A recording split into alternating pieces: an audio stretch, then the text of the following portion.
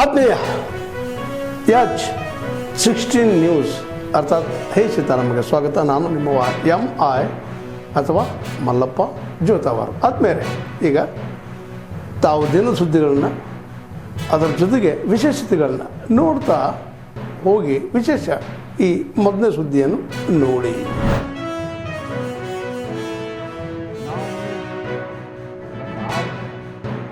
ಅಭಿವೃದ್ಧಿ ವಿರೋಧಿಗಳಲ್ಲ. ಟೌನ್ಶಿಪ್ ಬೇಡ ಅಂತ ನಮ್ಮದು ವಿರೋಧ ಇಲ್ಲ. ಟೌನ್ಶಿಪ್ ಬೇಡ ಅಂತ ಹೇಳ್ತಿಲ್ಲ. ರೈತರ ಒಪ್ಪಿಗೆ ಇಲ್ಲದೆ ಮಾಡಬೇಡಿ ಅಂತ ಹೇಳ್ತಾರೆ. ರೈತರು ಒಪ್ಪಿಗೆ ಸೂಚಿಸಿದರೆ ಮಾತ್ರ ಟೌನ್ಶಿಪ್ ಮಾಡ್ತಾರೆ. ರೈತರನ್ನ ಹೆದರಿಸಿ ಬೆದರಿಸಿ ಅಧಿಕಾರದ ದುರ್ಬಳಕೆ ಮಾಡಿಕೊಂಡು ಟೌನ್ಶಿಪ್ ಮಾಡೋಕ್ಕೆ ನಮ್ಮ ವಿರೋಧ ಇದೆ. 90% ರೈತರು ಒಪ್ಪಿಗೆ ಕೊಟ್ಟರೆ ಟೌನ್ಶಿಪ್ ಮಾಡಿ. ನಮಗಿರೋ ಮಾಹಿತಿ ಪ್ರಕಾರ 25-30% ಒಪ್ಪಿಗೆ ಕೊಟ್ಟಿಲ್ಲ ಅಂದಾಗ ಅವ್ರನ್ನ ಹೆದರಿಸಿ ಬೆದರಿಸಿ ಮಾಡೋದು ರೈತ ವಿರೋಧಿ ನೀತಿ ಆಗುತ್ತೆ. ಆ ರೈತರ ವಿರೋಧಿ ನೀತಿಗೆ ನಮ್ಮ ವಿರೋಧ ಇದೆ. ಅದಕ್ಕಾಗಿ ನಮ್ಮ ಬೆಂಬಲವನ್ನು ರೈತರ ಹೋರಾಟಕ್ಕೆ ನಮ್ಮ ಬೆಂಬಲ ಕೊಟ್ಟಿದ್ದೇವೆ. ಇವತ್ತು ನಮ್ಮ ನಿಯೋಗ ಅಲ್ಲಿ ಭೇಟಿ ಕೊಟ್ಟಾಗೆ 22ನೇ ತಾರೀಕು ಒಂದು ಹೋರಾಟವನ್ನು ಹಮ್ಮಿಕೊಂಡಿದ್ದಾರೆ. ಆ ಹೋರಾಟಕ್ಕೆ ಬೆಂಬಲವನ್ನು ವ್ಯಕ್ತಪಡಿಸಿದ್ದಾರೆ. ಯಾವಾಗಲೂ ದಂಡ ಏಕದಮ್ ತಗೊಳ್ಳಲ್ಲ. ಸಮಾಧಾನ ಭೇದದ ನಂತರ ದಂಡ. ಈಗ ನಾವು ಏಕದಮ್ಮು ನಾವೇ ಹೋರಾಟಕ್ಕೆ ರಾಜಕೀಯ ಪ್ರೇರಿತ ಅಂತ ಹೇಳಿ ಅವರು ಆಪಾದನೆ ಮಾಡುವ ಅಪಾಯ ಇದೆ ಅಂತ ರೈತರು ಹೋರಾಟಕ್ಕೆ ಬೆಂಬಲ ಕೊಟ್ಟಿದ್ದಾರೆ. ರೈತರನ್ನ ಇವರು ಅಧಿಕಾರದ ದುರ್ಬಳಕೆ ಮಾಡಿಕೊಂಡು ಗಮನಿಸುವ ಪ್ರಯತ್ನ ಮಾಡಿದ್ರೆ ನೇರವಾಗಿ ರೈತರ ಜೊತೆಗೆ ನಾವು ನಿಂತ್ಕೊಳ್ತೇವೆ. ನೋಟಿಫಿಕೇಶನ್ ಮಾಡಿದ್ದಾರೆ, ಒಪ್ಪಿಗೆ ಕೊಟ್ಟಿಲ್ಲ. ಅವರು ಚಳವಳಿ ಮಾಡ್ತಾ ಇದ್ದಾರೆ. ನಮ್ಮ ಇವತ್ತೊಂದು ಡೆಲಿಗೇಷನ್ ಹೋಗಿದೆ. 25ನೇ ತಾರೀಕು ಹೋರಾಟಕ್ಕೆ ನಾವು ಬೆಂಬಲ ವ್ಯಕ್ತಪಡಿಸ್ತಾ ಇದ್ದೀವಿ. ಮತ್ತು ವಿಧಾನಸಭೆ ಮತ್ತು ವಿಧಾನ ಪರಿಷತ್ನಲ್ಲೂ ಕೂಡ ನಾವು ಧ್ವನಿಯತ್ತೇವೆ. ನೋಡಿ, ನಾವು ಭಾಳ ಸ್ಪಷ್ಟ ಇದ್ದೀವಿ. ನೋಟಿಫಿಕೇಶನ್ ರೈತರನ್ನು ವಿರೋಧ ಮಾಡಿಕೊಂಡು ನೋಟಿಫಿಕೇಶನ್ ಮಾಡಿದರೆ ರೈತರು ಒಪ್ಪಿಗೆ ಸೂಚಿಸಿದ್ರೆ ಎಕ್ಸಿಕ್ಯೂಟ್ ಮಾಡಿ, ರೈತರನ್ನು ಒಪ್ಪಿಸಿ ಅನುಷ್ಠಾನಗೊಳಿಸಿ. ರೈತರ ವಿರೋಧದ ಮೇಲೆ ಅವ್ರ ಸಮಾಧಿ ಮೇಲೆ ನೀವು ಟೌನ್ಶಿಪ್ ಮಾಡಿ ಅಂತ ಯಾರು ಹೇಳಿಲ್ಲ. ಅವ್ರ ಬದುಕಿನ ಸಮಾಧಿ ಮೇಲೆ ಟೌನ್ಶಿಪ್ ಮಾಡೋದಕ್ಕೆ ವಿರೋಧ ಇದೆ.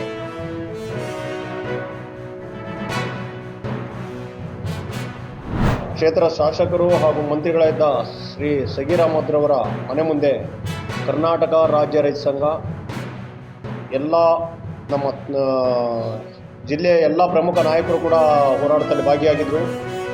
ನಾನು ಕೂಡ ಅವತ್ತು ಕರ್ನಾಟಕ ರಾಜ್ಯ ರೈತ ಸಂಘದಲ್ಲಿ ಸೇರ್ಪಡೆಯಾಗಿದ್ದೆ. ಆವಾಗ ಏನು ಸಗೀರ್ ಅಹಮದ್ ರವರ ಮನೆ ಮುಂದೆ ಒಂದು ಧರಣಿಯನ್ನು ಮಾಡಿದ್ದು, ಅದರ ಪ್ರತಿಫಲವಾಗಿ ಈ ಮಳದೂರು ರೈತ ನೀರಾವರಿಗೆ 50 ಲಕ್ಷ ಹಣವನ್ನು ಮಂಜೂರು ಮಾಡಿಸಿದರು.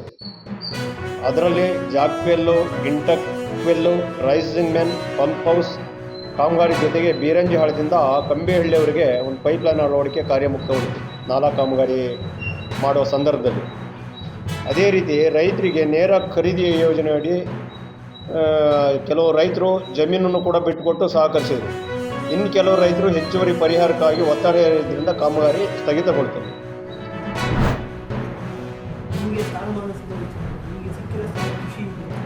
ನೋಡಿ, ಸಿಕ್ಕಿರೋದೇನಿಲ್ಲ. ಸಿಕ್ಕಾಲೆ 3 ವರ್ಷ ಆಯಿತು. ಅಲ್ಲಲ್ಲ, ಈಗ ನಾವು ಹೆಚ್ಚಿನ ಕಡಿಮೆ 25 ಕೋಟಿ ಸಡ್ಡಿಲ್ಲಿದ್ದರೆ ಅನೇಕ ಸಭೆಗಳಾಯಿತು.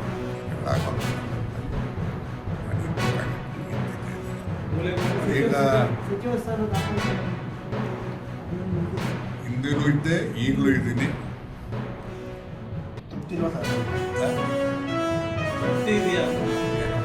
ಅಲ್ಲ, ಈಗ ಕೆಲಸ ಮಾಡೋದ್ರಲ್ಲಿ ಬೇರೆ. ಆದರೆ ನಾನು ಕೂಡ ಸಚಿವ ಆಕಾಂಕ್ಷೆ 2ನೇ ಹಂತದ ಪುನರ್ರಚನೆ 25ಕ್ಕೆ ಆಗ್ಬೋದು ಅಂತಕ್ಕಂಥ ನಿರೀಕ್ಷೆ ಇದೆ.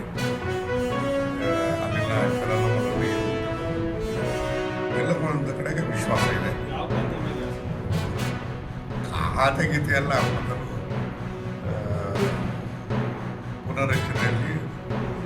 ಮತ್ತೆ ಕಾನೂನು ಸಚಿವರಾಗ್ತೀರಾ? ಚೇಂಜ್ ನಂದಿದೆ. ಮತ್ತೆ ಕಾನೂನು ಸಚಿವರಾಗ್ತೀರಾ? ಏನಾಗ್ತದೆ ಯಾವ ಕ್ರಾಂತಿ ಏನು ಅಂತ ಮುಖ್ಯಮಂತ್ರಿಗಳಿಗೆ ವರಿಷ್ಠರಿಗೆ ಬಿಟ್ಟಿರ್ತಕ್ಕಂಥ ನಾನು ಎಲ್ಲರನ್ನೂ ಭೇಟಿ ಮಾಡ್ತೀನಿ. ನೋಡಿ, ರಾಜಕೀಯದಲ್ಲಿ ಯಾರು ಕೊಡೋದಿಲ್ಲ. ವಸ್ತುಸ್ಥಿತಿ ಅವ್ರಿಗೆ ಅರ್ಥ ಆಗಿದೆ. ಬಹುಶಃ ಸೂಕ್ತವಾದಂಥ ನಿರ್ಧಾರವನ್ನು ತೆಗೆದುಕೊಳ್ತಾರೆ ಅಂತ ವಿಶ್ವಾಸ ನನಗೆ. ಮಾಡ್ತಿದ್ದಾರೆ ಸರ್. ಮೂಲೆ ಮುಪ್ಪಾಗಿದ್ದರೆ ನಾನು ಡೆಲ್ಲಿನಲ್ಲಿ ಕೇಂದ್ರದ ಎಲ್ಲ ರಾಜ್ಯಗಳ ಮಾತಾಡೋಕ್ಕಾಗುತ್ತ. ನನ್ನ ಪಾತ್ರ ನನ್ನ ಇದೇನು ಈ ಸೇರ್ಬಿಟ್ಟಿದ ಎಲ್ಲ ಅಮಾಯಕರು, ರೈತರು, ಕೂಲಿ ಕಾರ್ಮಿಕರು, ಮಕ್ಕಳ ಭವಿಷ್ಯಕ್ಕೋಸ್ಕರ, ಕುಟುಂಬದ ಭವಿಷ್ಯಕ್ಕೋಸ್ಕರ ನಾವು ಬಂಗಾರವನ್ನೇ ಖರೀದಿ ಮಾಡಿ ಮಕ್ಕಳು ಮರಿಬೇಕು, ಮಕ್ಕಳಿಗೆ ಖರೀದಿ ಮಾಡಿದ್ದೀವಿ. ಮಕ್ಕಳು ಶಿಕ್ಷಣಕ್ಕೋಸ್ಕರ, ಕುಟುಂಬ ನಿರ್ವಹಣೆಗೋಸ್ಕರ ಬಂಗಾರವನ್ನು ಬ್ಯಾಂಕ್ನಲ್ಲಿ ಇರೋದು ಸಹಜ. ಇಟ್ಟಂಥ ಸಂದರ್ಭದಲ್ಲಿ ಕಳೆದ 2 ವರ್ಷದಲ್ಲಿ ಇಲ್ಲಿ ಕಳವಾಗಿದೆ. ಅದಾದ ನಂತರ ಸಂಬಂಧಪಟ್ಟ ರಕ್ಷಣಾ ಇಲಾಖೆಯು ಬಂಗಾರವನ್ನು ಪತ್ತೆ ಹಚ್ಚಿ ಬ್ಯಾಂಕಿಗೆ ವಾಪಸ್ ಮಾಡಿದ್ದಾರೆ. ನಂತರ ತಮ್ಮನ್ನೆಲ್ಲ ಕರೆಸಿ ಸ್ಪಾಟ್ ಮಾಜೂರು ಮಾಡಿ, ನೀವು ಇದಕ್ಕೆ ಬಡ್ಡಿನೇ ಕಡಿದಿರ್ತಾನೆ, 1 ವರ್ಷ ಆತ ಬಡ್ಡಿ ಕಟ್ಟಿ 1 ವರ್ಷದ ಬಡ್ಡಿನೇ ಕಟ್ಟಿದ್ದೀರಿ. ನಿಮ್ಮ ನಿಜವಾದ ಬೇಡಿಕೆ ಯಾರೋ ಇಲ್ಲಿ ಬಂದು ಭಯೋತ್ಪಾದಕರಲ್ಲ, ನಕ್ಸಲೈಟ್ಸ್ ಅಲ್ಲ, ಇಲ್ಲಿ ಬಂದಿರತಕ್ಕಂತೆಲ್ಲ ಅಮಾಯಕರು, ಹೆಣ್ಮಕ್ಳು, ಕೂಲಿ ಕಾರ್ಮಿಕರು ಜೀವನ ನಿರ್ವಹಣೆಗೆ ಅಥವಾ ಮಕ್ಕಳ ಶಿಕ್ಷಣಕ್ಕೋಸ್ಕರ ಬಂಗಾರವನ್ನು ಹಣ ಪತ್ತೆ ಇಟ್ಟಿದ್ದೀವಿ. ಆದರೆ ಅದಕ್ಕೆ ಹಣವನ್ನು ವಾಪಸ್ ಬಂಗಾರ ಕೊಡ್ಬೋದು, ಬ್ಯಾಂಕಿಯರು ಆಕ್ಚುಲಿ ಬಂಗಾರ ರಕ್ಷಣೆ ಯಾವುದೋ ಕಳ್ತಾರೆ, ಅವರೇ ಉದ್ದೇಶಪೂರ್ವಕವಾಗಿ ಆಗಿದೆ.